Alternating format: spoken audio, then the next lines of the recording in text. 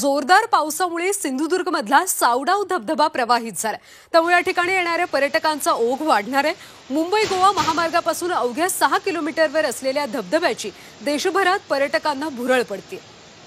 सिंधुदुर्गमधला सावडाव धबधबा आता जोरदार पावसामुळे प्रवाहित झालेला आहे। त्यामुळे या ठिकाणी येणाऱ्या पर्यटकांचा आता ओघ वाढणार आहे। मुंबई गोवा महामार्गापासून अवघ्या 6 किलोमीटरवर हा धबधबा आहे। त्याचा आढावा घेतलाय आमचे प्रतिनिधी उमेश परब यांनी। वर्षा पर्यटन आणि सिंधुदुर्ग यांचं एक आगळं वेगळं नातं आहे। कारण पावसाळा सुरू झाला की सिंधुदुर्ग जिल्ह्यातील अनेक धबधबे जे आहेत ते प्रवाहित होतात आणि देशभरातील सर्वच जे पर्यटक आहेत त्यांना आकर्षित करतात।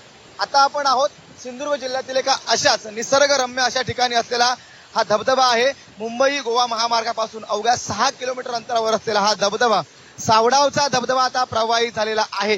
काल सिंधुदुर्ग जिल्ह्यामध्ये अगदी मुसळधार पाऊस कोसळला, त्यामुळे सिंधुदुर्ग जिल्ह्यातील अनेक धबधबे जे आहेत ते प्रवाहित झालेले आहेत। त्यामध्ये आंबोली असेल, नापणे असेल, शिवडावचा असेल किंवा हा सावडाव धबधबा, हे सगळे धबधबे पर्यटकांना आकर्षित करत असतात। मात्र सावडाव धबधबा आहे तो या ठिकाणी पर्यटकांना अतिशय सुरक्षित वाटतो। दरवर्षी देशभरातून लाखो पर्यटक जे आहेत ते या ठिकाणी दाखल होतात आणि या धबधब्यावरती वर्षा पर्यटनाचा आनंद लुटत असतात।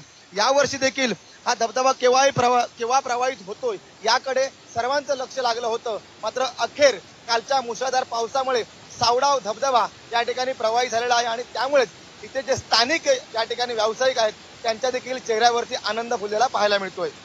उमेश परब, झी मीडिया, सिंधुदुर्ग।